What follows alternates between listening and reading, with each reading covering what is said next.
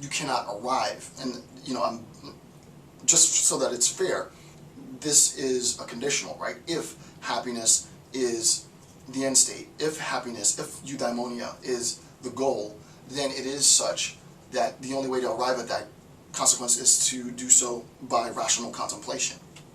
Al-Farabi is exactly the same. He falls in line with that. So the virtuous regime then can be defined as the regime in which men come together and cooperate with the aim of becoming virtuous. And I'm going to talk about sort of the idea of becoming in a second. Right? So in terms of virtue, we recognize that the idea for Al-Farabi immediately is that we have an aggregation of individuals.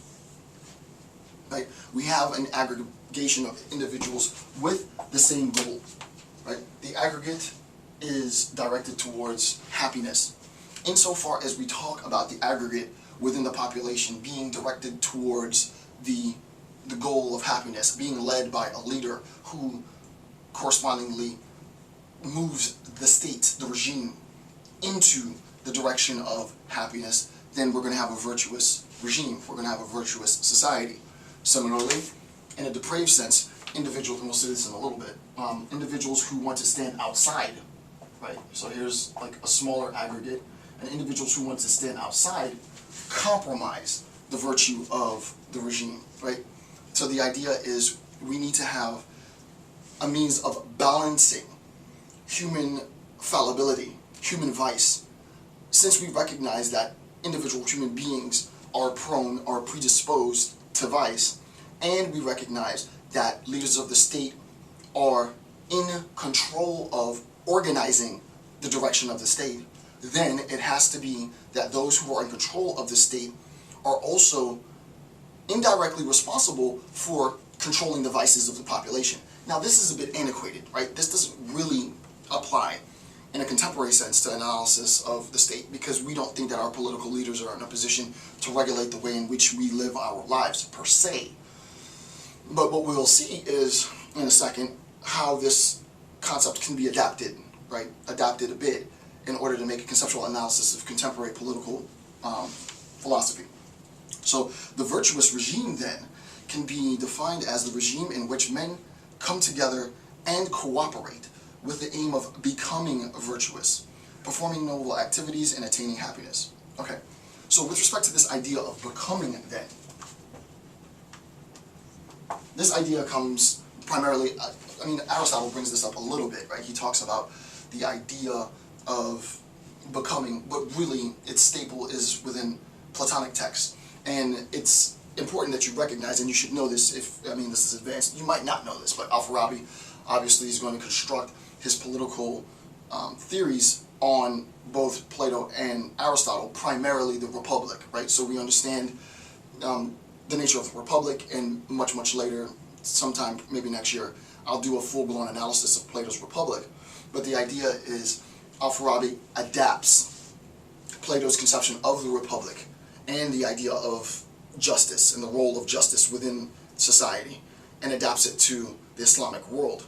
Similarly, I'm going to take the concepts that Al-Farabi develops based on Plato's development, and I'm going to show the applicability in contemporary setting. Nietzsche would be very disappointed with me for attempting to do that, but Nietzsche's not completely right?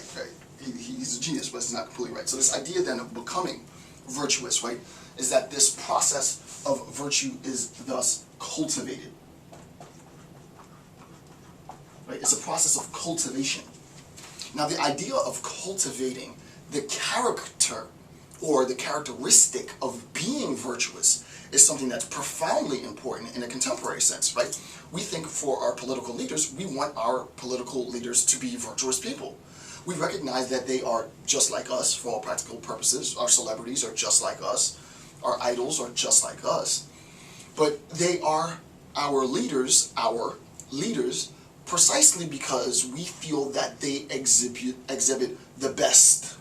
Right? They are prima facie representatives. You might not think this cognitively at the forefront of your mind, but in the recesses of your mind, we all believe this. Right? And if we don't believe this, we act as if we believe it. And this is going to be it'll be interesting to see how this next bit I'm going to discuss unfolds. The idea is however, that our political leaders, like us, are also prone to vice, and thus there is at least theoretically the conception that our leader as such, and we'll name him or her in a bit, is also prone to vice. Al-Farabi's not going to agree with that, but conceptually speaking, that is also prone to vice.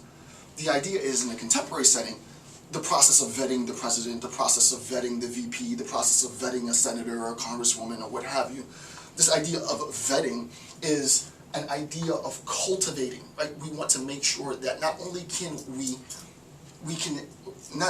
we instill our political representatives with virtuous characteristics as the leaders of men and women, but we also want to recognize that you, in a sense, aren't qualified to be a leader, given the fact that you have sort of a saucy background, if you will, right?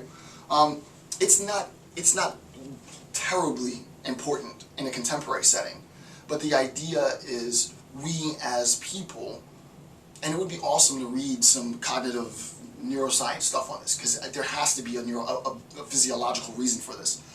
We as people, and I can imagine what it might be, but we as people within a social science setting are prone to allow ourselves to be ruled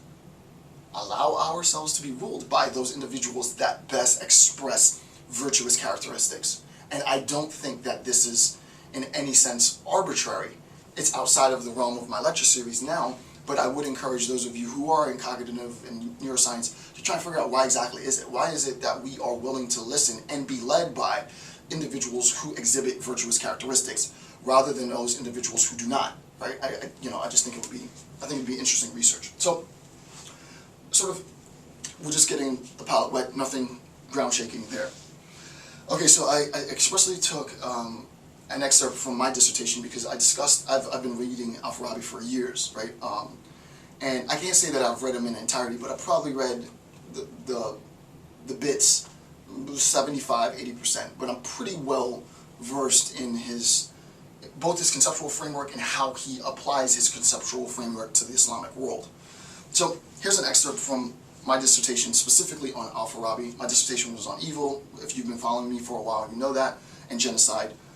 That's basically still to this day what I'm studying, what I'm analyzing on a daily basis. So I'm referencing myself. So here's an excerpt from my dissertation. So, quote, for Al-Farabi, accounting for evil was simple. Evil, shar, hopefully I'm pronouncing that right, shar, resulted from the miseries of our voluntary action. It results from, it is a consequence of human freedom. Now, within a metaphysical sense, we know the metaphysical discourse. I'm not going to go into this, that evil is a consequence of freedom. So that the individual moral agent, since the individual moral agent is free, then the freedom as antecedent and voluntary action becomes the antecedent for evil in the world. And most people who've done any intro to philosophy know this, right? This is sort of like prima facie. I think the vast majority of religious people agree with this assessment, right? That the fall, Adam and Eve, blah, blah, blah, all of that becomes a consequence of Eve's and Adam's freedom to choose not to eat from the apple of good and evil, the tree of the knowledge of good and evil.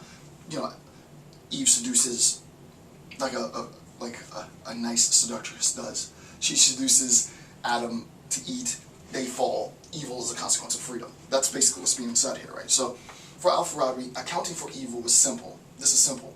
Evil resulted from, as a consequence, the misery of our voluntary action. In expressing our freedom, human beings have the ability to choose how they will govern themselves. Now, this is absolutely important, right?